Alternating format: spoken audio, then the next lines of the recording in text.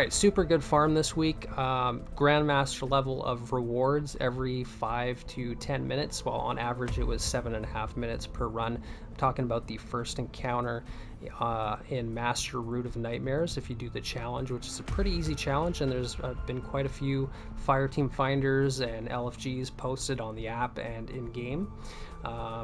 So yeah, very accessible farm because it's the first encounter, right? You don't have to get a checkpoint. You can just restart the raid from square one and basically complete it every 7.5 to 8 minutes. That was the average completion time that Bungie's stats were telling me, right? Every 7.5 to 8 minutes I was looting that chest, right?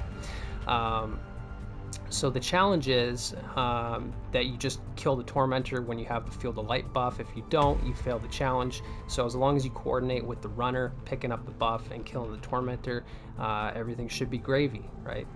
We've got the Master modifiers of the week that are similar to the Nightfall ones. We've got Overcharged Weapons, most importantly, as well as Arc and Solar Surge. So if you want to, use Solar or Arc abilities, then you can get that extra buff there, or just any weapon type that is Solar or Arc, right? Shotguns as well, if you're running like a 1-2 punch build or something like that. But yeah, and one of the reasons that you might be interested in farming this is because Koraxis' Distress is already a competitive rapid fire frame heavy grenade launcher.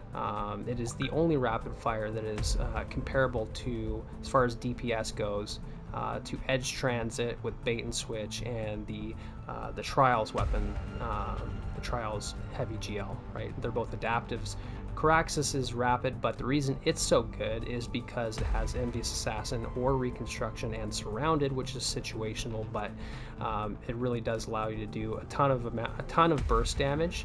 And Bungie said that they're going to be buffing these weapons, the rapid fire frame specifically, right? So I went in there with the goal of looking for an Adept version so that I can basically deprecate my old Koraxis. And if you didn't know, with the release of the final shape, Bungie has made it so that Adept raid weapons now drop with 6 perks. 6 perks, right? So I mean, this is like having 9 combos of perks, 9 perk combos in every single weapon. So like I said, if it takes you, and I'm being overly generous here, or if it takes you 9 minutes to complete the encounter, right? And that's stretching it. Like I said, 7.5 to 8 is average. Even if it takes you 9 minutes to complete it, you're getting 9 rolls every 9 minutes from one weapon.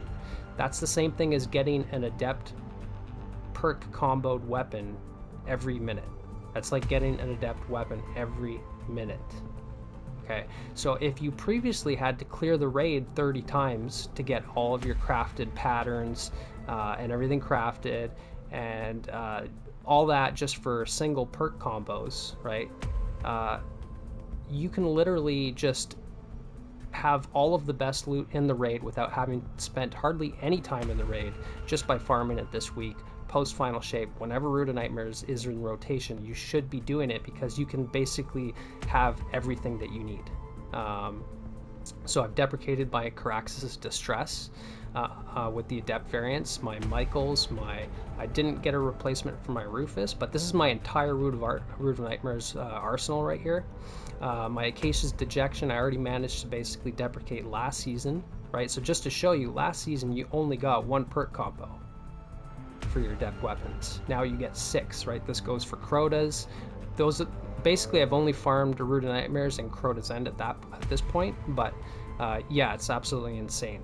So, and on top of that, you get a Prism with every chest, you get an Ascendant Shard, you get Enhancement Cores, and you get high stat Discipline Spiked Armor, which means that this is actually a good farm to do on any character if you're looking for high stat armor, right? You will get high stat armor. It will be spiking discipline.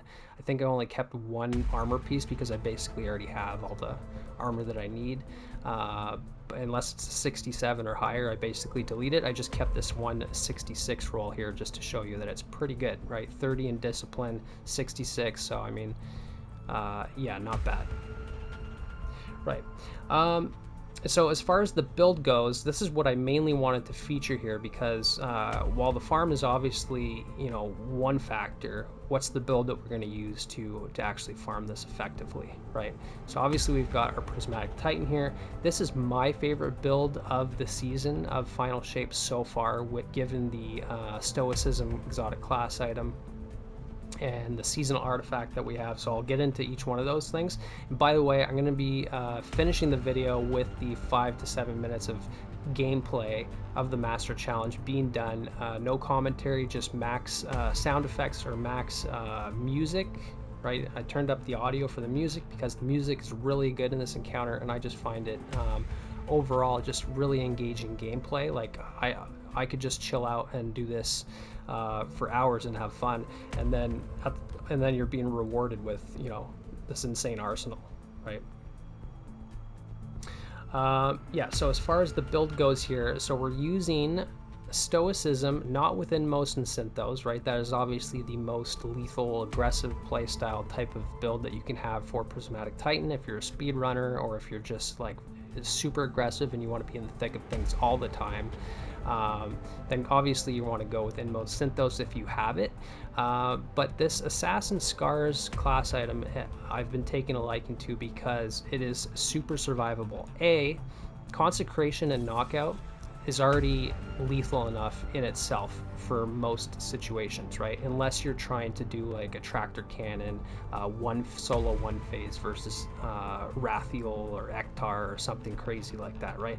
And Synthos is good for one-shotting champs, but basically just base Consecration Knockout is good enough. So what Assassins and Scars does is, well, obviously Assassin allows you to go invisible on your melee final blows or on finishers, right? So this is extremely good for like Battlegrounds, Nightfalls. I use this build in literally every single piece of content that's in the game right now that is Endgame, right? This is just hands down the best setup.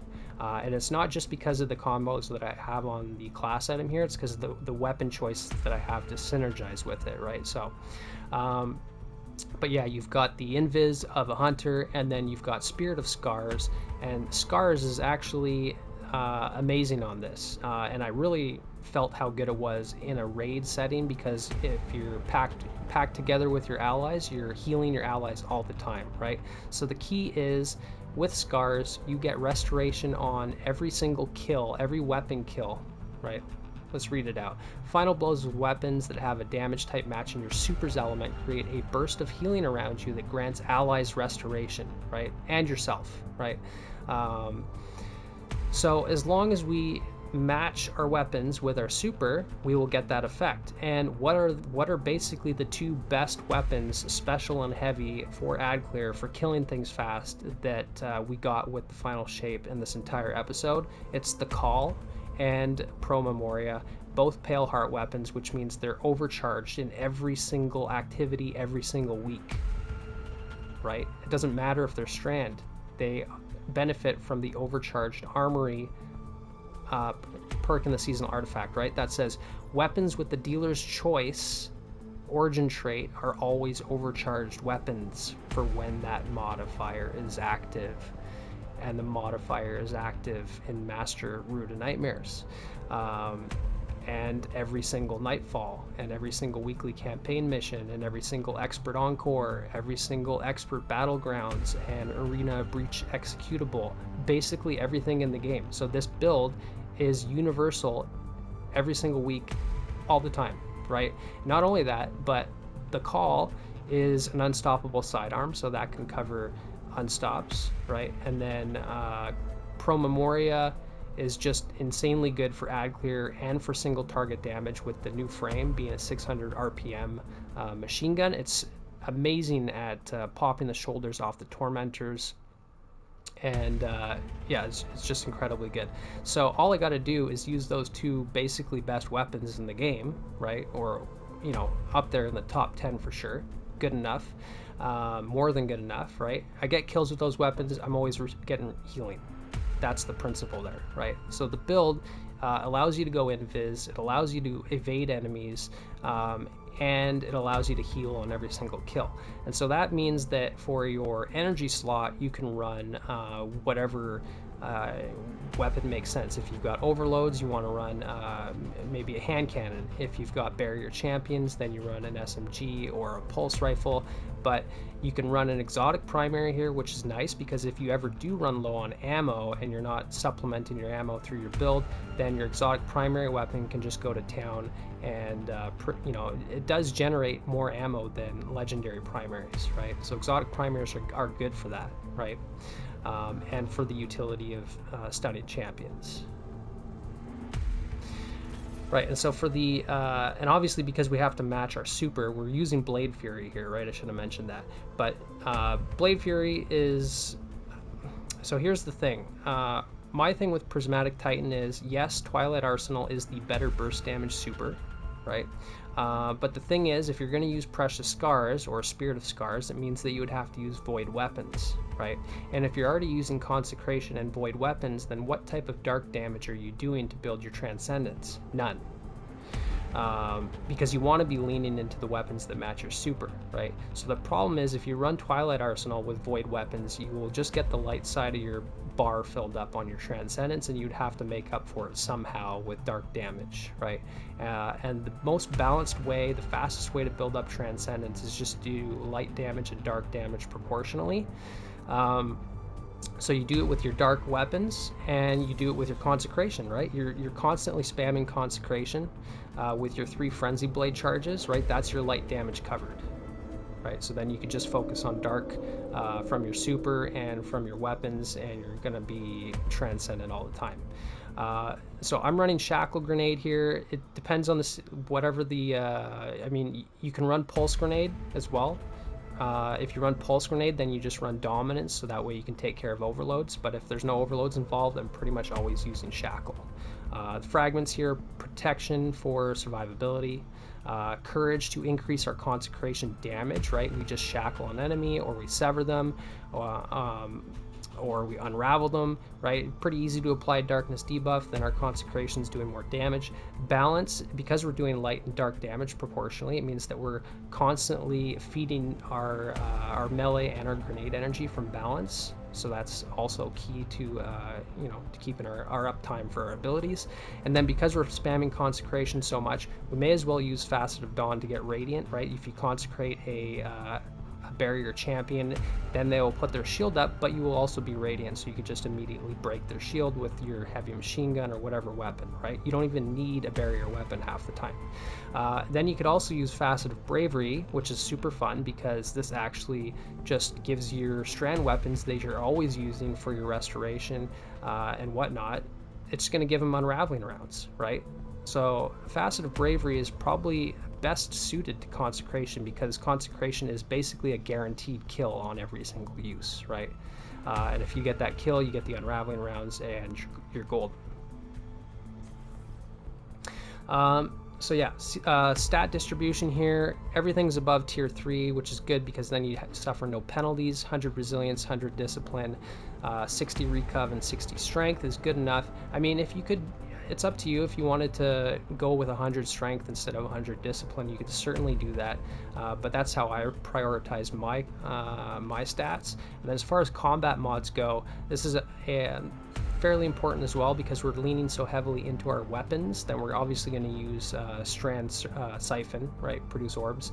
Strand Loader, and I like to run well, Scavenger obviously, so we get more ammo, and then I also run Finisher, right? So if the call ever runs low on ammo, then I can always do a Finisher and get my ammo back. But I've got 2 functions for my armor charge here, so I'm building up armor charge from my Siphon, picking up orbs from charged up and stacks on stacks, right? So this allows me to hold 4 stacks of armor charge just by picking up 2 orbs of power. And then when I use my grenade, I'm using grenade kickstart, so I get like 37% of my grenade back, or I can just hold on to that armor charge and do a finisher to get special ammo, right? Powerful attraction because we're using thruster dodge, so this is just a very easy way to scoop up orbs of power, get even more healing from recuperation. But sometimes what I like to do is, instead of running stacks on stacks, I will just run harmonic loader. In fact, the majority of the time I am running strand loader, so it means that I can use my machine gun.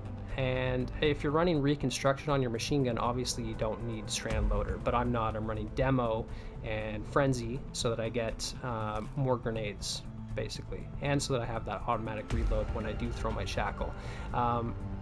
But having strand loader is pretty nice because you can just shoot your machine gun until you're low on ammo, stow it and pull out, do some work with the call, and go back to Pro Memoria. And if you just go back and forth between those two weapons, you'll basically never have to reload either of them because of strand loader. So that's pretty useful there. But yeah, that's basically it for for the combat mods. Excuse me. So, and for the seasonal artifact here, I just wanted to go through it with you so that you can see how I would choose it, as opposed to just looking at it after the fact. So obviously unstoppable sidearm. We're going anti-barrier SMG. We can also pick another anti-barrier option here because we know we're going to be using primary exotic weapon because we're already using a special weapon and our heavy for ad clear. So you could just do that. Whatever you're using, that's obviously what you pick. And then overcharged armory, super key. If you don't pick this, then you don't necessarily get the 25% damage buff to the call and Pro Memoria, right? Your dealer's choice weapons only get that surge if you have overcharged armory, or if they, match the champion mods, right? So unstoppable sidearm would still get the buff. But if you don't want your sidearm to be unstopped, you could take that off and you can just rely on overcharged armory to get your buff.